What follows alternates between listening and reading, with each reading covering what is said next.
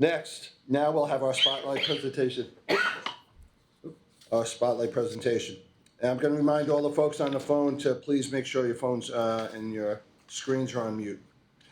We have Earl Thomason, who's our Vice President of Entrepreneur Development, to present this month's presentation on the Entrepreneur Assistance Centers. Thank you, Earl? Chairman. Good morning, Chairman Law, Commissioner Knight, and esteemed members of the ESD Board. My name is Earl Thomason Jr., and I serve as the Vice President of Entrepreneur Development. Thank you for the opportunity to share an overview of the Entrepreneurship Assistance Centers, or EAC program, which is managed by my team. Today, I'll start with a brief introduction to our team and the programs we oversee, followed by a deeper look into the EACs and the role they play in supporting entrepreneurs across New York State. The Entrepreneur Development Team is one of 5 groups within the Small Business and Technology Development Division, led by Liz Luskin. We're a small but committed team, and each of us plays a role in supporting the EAC program. Bet, who's also here today, leads with strategic oversight to ensure quality and consistency across the network. Jingshu and Paulina manage our day-to-day coordination and support. Dana, our unbuzz person, helps connect entrepreneurs to the broader ecosystem of resources across ESD. Gerardo manages the New York State Contract Reporter and works to make contracting opportunities more accessible. Both Dana and Gerardo also lead ongoing outreach at events across the state. And Tyler, our newest team member, supports multiple initiatives, especially those related to the SSBCI Technical Assistance Program, which I will talk more about in a moment. Currently, the largest program our team manages and the focus of today's spotlight is the EAC program. The program was launched in 1987 to ensure that New Yorkers, especially those from historically underserved communities, have access to the tools, training, and resources needed to start or grow a business. Last year, with the support of the governor and the legislature, funding for each EAC more than doubled, enabling us to expand the network from 24 to 26 centers and significantly enhancing the quality and consistency of services statewide. The centers are strategically located in or near economically distressed communities, but their reach extends to all entrepreneurs within their region. As you can see from the map, we have 11 centers in the New York City region, 2 in Long Island, 2 in the Mid-Hudson, 4 in Western New York, and at least 1 in every other economic region throughout the state. Each EAC is selected through a competitive RFA process, prioritizing organizations like chambers of commerce, nonprofits, and universities, entities with deep roots in their communities and the infrastructure to deliver high-quality hands-on programming. All EACs provide 60 hours of foundational business training, a focus on the business model canvas and lean launchpad frameworks, which help clients shape and test their business ideas. All EACs provide one-on-one mentorship and coaching and support with access to capital, business formation, and even MWB certification. So whether an entrepreneur needs help drafting a business plan, developing a marketing strategy, preparing financial projections, or figuring out how to legally structure their company, the EAC is where they go for tailored hands-on support. Most clients are in the startup or early ideation phase, with majority having been in business for 5 years or less. The program is specifically designed to serve women, veterans, dislocated workers, minorities, and others from historically underserved communities. EAC clients work across a wide range of sectors, but we see the highest concentrations in retail, food service, beauty, childcare, construction, and creative services. Over the past several years, demand for EAC services has grown significantly, especially during and after the pandemic, as entrepreneurs sought stable, trusted guidance to help them pivot and grow. As many of us know, when a business succeeds, it doesn't just uplift the individual, it creates jobs, strengthens families, and stimulates entire local economies. And that's exactly what we saw in the most recent program year.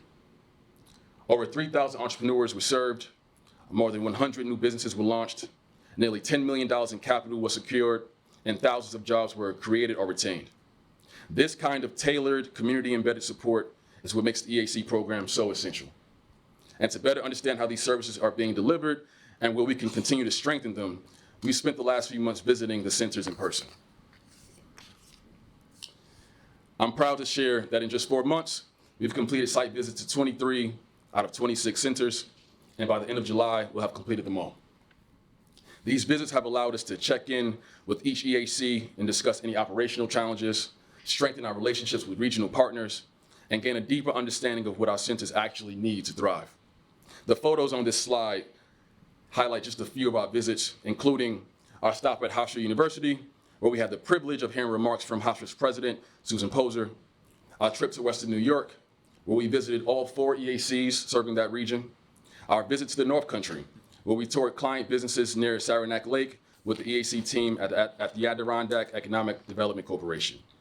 And it also includes several of our visits to our EACs across New York City. Each visit has been truly unique and a meaningful experience, and I want to extend my sincere thanks to Vinny Esposito and all of the ESD regional office representatives who joined us and helped make these engagements so impactful. Our ESC network is a powerful infrastructure that allows us to respond to the evolving needs of small businesses through timely, targeted programming.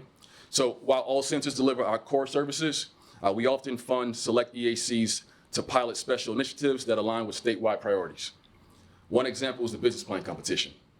And last year's state budget, the governor and legislature allocated funding for this pilot program to support entrepreneurs in the earliest stages of business development. Through this program, EAC graduates have the opportunity to pitch their ideas and compete for awards ranging from $5,000 to $25,000. The photos in this slide are from recent EAC events where the winners of the competition were announced. We're also preparing to launch the Harmony AI Technical Assistance Program, which will teach entrepreneurs how to use artificial intelligence to enhance their operations and stay competitive. This initiative is a part of the governor's broader Harmony AI proposal, which emphasizes the importance of making sure businesses of all sizes are prepared and knowledgeable about emerging technologies, especially those traditionally left out of tech advancements. We'll actually be sharing formal program guidelines with the board very soon. In addition, we've used the EAC network to deliver the State Small Business Credit Initiative, or SSBCI. This is a federal program that allows us to fund 4 EACs to provide financial, legal, and accounting support to socially and economically disadvantaged individuals and very small businesses. The goal is to help these entrepreneurs become capital ready and better positioned for long-term success. We've also leaned heavily on the EACs during the pandemic. Through efforts like the Pandemic Small Business Recovery Grant, we work with the EACs to support displaced workers and small businesses affected by COVID-19. That same spirit of collaboration and resilience continues through our EAC annual conference. This is where we bring the entire network together to connect, learn, and celebrate the incredible work they do. We rotate conference locations each year to highlight and uplift a different economic region of the state. Last year we met in Niagara, and this year we're heading to Lake George. The conference includes technical training sessions on topics like client services, program compliance, community outreach strategies, and even emerging topics like AI. On the final night of the conference, we host a dinner where we recognize top performing EACs and honor entrepreneurs nominated by their centers for the Entrepreneur of the Year Award. On this slide, you'll see just a few of the incredible business owners we recognized. Jorge Pani scaled Las Americas Barbecue from a food truck to a thriving restaurant chain with support from the Women's Enterprise Development Center in Westchester. Lauren Flack grew Brooklyn Cannery from a local startup into an award-winning prebiotic soda company with support from Southwest Brooklyn Industrial Development Corporation. And Odasia Burton Garland, she actually turned her personal tragedy into purpose. After losing her firstborn son, she spent 15 years as a nurse and then launched her company, Pulse Career Solutions, in 2022 to help underserved individuals build healthcare careers. With support from the Capital Region Chamber Foundation, Odasia refined her business strategy, secured funding, and actually won first place in the business plan competition. Today, her company has trained over 180 individuals, and she also offers free CPR and narcan training to local nonprofits and community organizations. Her journey is just one example of how when an EAC supports an entrepreneur, it not only helps uplift themselves, it also sparks lasting, positive change in their community. So as you can see, our EACs are at the front lines supporting entrepreneurs directly and taking on everything that comes with doing so. The Entrepreneur Development Team is proud to support their work and even more proud of the people and businesses that grow through the program. If anyone would like to learn more about the EACs, please don't hesitate to reach out to us at nyseac@esd.ny.gov. Thank you all again for your time. Well, thank you, Earl. Very informative. Is this your first time presenting to the board? Yes, can't see me sweating. How long have you been with the ESD? I've been here for about 2.5 years, but I'm in this position about, I think, 8 months, since October. Well, great job. Thank you. A couple of questions for you. So all the EACs that we fund, the people who work at the EACs, are they all our employees? Are they part of the universities where they're housed at, or part of not-for-profits, or how Part does of the that work? organization that they're housed at. Yeah. We don't have any staff in these EACs. We No. just fund them. We fund, yep. Got it. All right. Yeah. So I'm, living in, a poor community. I have this great idea, to create a company. What do I do? How do I know about the EAC? And then, if I go there, again, somebody's going to help me soup to nuts to try to flesh out my idea and get it going. Yes, from the EAC perspective, we have a website where we have a directory of all the EACs that you can find nearby you. And then the organizations themselves are truly embedded. So they do their own marketing consistently and are able to talk about the services that the EAC provides. Got it.